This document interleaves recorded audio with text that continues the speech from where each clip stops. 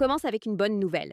La BRVM a terminé la semaine du 22 au 26 juin 2026 dans le vert. Et surtout, ce n'est pas un petit rebond isolé.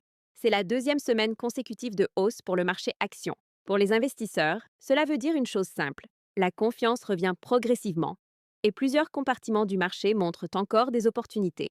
L'indice BRVM Composite, qui résume la performance globale du marché, a progressé d'1,57% pour clôturer à 449,82 points. Le BRVM 30 a gagné 1,72% à 211,17 points. Le BRVM Prestige a avancé de 1% à 175,14 points. Et le BRVM principal a progressé encore plus fortement de 2,03% à 321,43 points. Pourquoi est-ce important pour vous? Parce qu'une hausse simultanée des grands indices montre que le mouvement n'est pas concentré sur une seule valeur. Il touche plusieurs grandes capitalisations, plusieurs secteurs, et donne un signal plus solide qu'un simple coup de chance. Autre chiffre important, les volumes échangés ont plus que doublé. Le marché a traité 10 886 648 titres, contre 4 881 690 la semaine précédente. Les volumes ont donc augmenté de 122,60%. Mais attention, la valeur globale des transactions a reculé de 3,76% à 9 milliards 267,5 millions de francs CFA.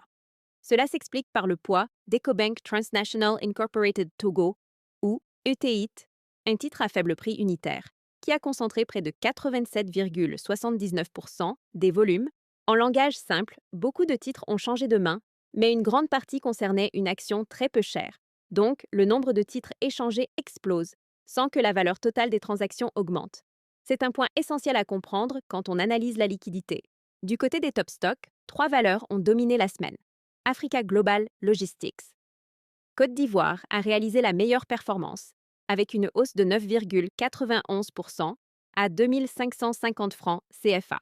BOA Niger a suivi avec une progression de 9,44% à 4 115 francs CFA. Et ETIT a complété le podium avec une hausse de 8,82% à 37 francs CFA. Ce mouvement est intéressant. Pour Africa Global Logistics, les investisseurs semblent anticiper de bonnes nouvelles liées aux résultats annuels 2025 et aux chiffres du premier trimestre 2026.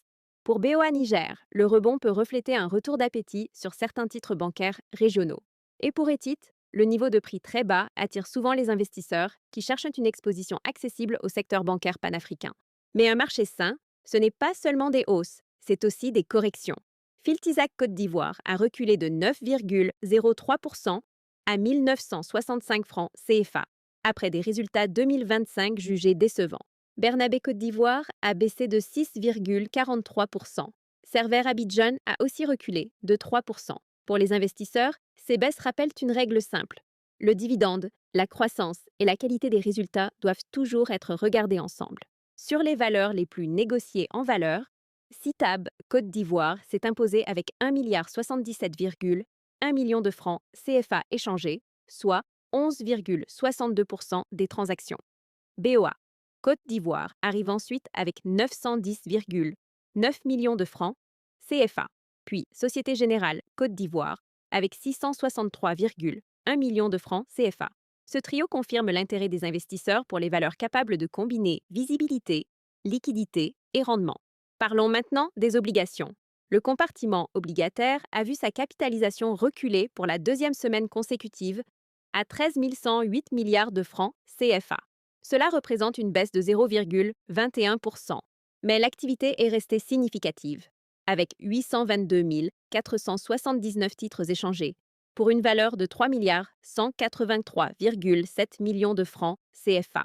Le titre obligataire le plus actif a été le 10-year Trésor public de Côte d'Ivoire, à 5,90%, avec 140 318 titres traités pour 910,5 millions de francs CFA. Une obligation, c'est une dette émise par un État ou une entreprise. Quand vous achetez une obligation, vous prêtez de l'argent et vous recevez normalement des intérêts. Pour les investisseurs prudents, c'est souvent un outil de stabilité dans un portefeuille. Dans les recommandations obligataires de la semaine à venir, plusieurs rendements ressortent. On note par exemple le 8-year TPCI à 6%, le 10-year CRRH UMOA à 5,85% et des titres de l'État du Sénégal offrant des coupons autour de 6,40%. Ces rendements peuvent intéresser les investisseurs qui recherchent des revenus réguliers, mais il faut toujours regarder la maturité, le prix d'achat, la liquidité et le risque de l'émetteur. Passons aux dividendes. La saison 2026 reste très active. 34 sociétés sur 47 ont annoncé ou proposé un dividende. Le rendement moyen affiché ressort autour de 4,85%. Parmi les sociétés qui ont marqué la saison, on retrouve Sonatel, BOA Côte d'Ivoire, BOA Burkina, BOA Bénin, Ecobank Côte d'Ivoire, Orange Côte d'Ivoire, Onatel, Coris Bank, Palm Côte d'Ivoire, BC, Total Sénégal et SIB.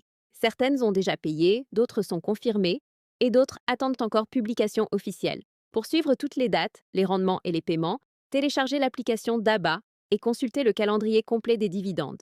Côté actualité WAMU, 3 développements méritent l'attention. D'abord, la Côte d'Ivoire veut relancer la production de diamants dans la région de Séguéla avec l'appui du Botswana. Pour les investisseurs, c'est un signal de diversification minière. Après l'or et le pétrole, le pays veut mieux valoriser ses ressources naturelles. Ensuite, la Banque mondiale a approuvé un financement additionnel de 163 millions de dollars, soit environ 91 milliards de francs CFA, pour renforcer la cohésion sociale au Bénin, en Côte d'Ivoire et au Togo. Cela soutient les infrastructures locales, l'emploi et la stabilité dans les zones frontalières. Enfin, au Sénégal, le débat sur une possible renégociation de la dette revient au centre du jeu. Pour les marchés, c'est important. Plus de clarté avec les créanciers et le FMI peut réduire l'incertitude, mais le processus reste sensible. Pour la semaine du 29 juin au 3 juillet, les opportunités restent sélectives. Les analystes identifient plusieurs valeurs à l'achat ou à renforcer, notamment dans les banques, les télécommunications et certaines valeurs de rendement. Mais ici, prudence, les noms précis et les niveaux d'entrée sont réservés aux abonnés d'ABA Pro. Ce qu'il faut retenir, c'est que le marché monte, mais il faut choisir avec discipline. Acheter une action simplement parce qu'elle a monté peut être dangereux. Acheter une action parce que ses résultats, son dividende et sa valorisation sont solides, c'est déjà une vraie méthode d'investisseur. Et pour apprendre cette méthode, pensez aussi à DABA Academy. En ce moment, il y a une promotion spéciale. Avec le code PODCAST, vous bénéficiez d'une réduction de 3 000 francs CFA sur votre inscription à DABA Academy. C'est une belle occasion de renforcer vos bases, comprendre les actions, les obligations, les dividendes et investir avec plus de confiance. Pour recevoir des recommandations chaque semaine, profiter d'analyses exclusives, accéder à des données clés et réduire vos frais d'investissement, abonnez-vous à DABA Pro. Avec DABA Pro, vous ne suivez pas simplement les marchés, vous les devancez. C'était votre bilan hebdomadaire avec Parlons Marché, le podcast signé DABA Finance. La BRVM avance, les dividendes continuent et les opportunités se préparent déjà pour la semaine prochaine.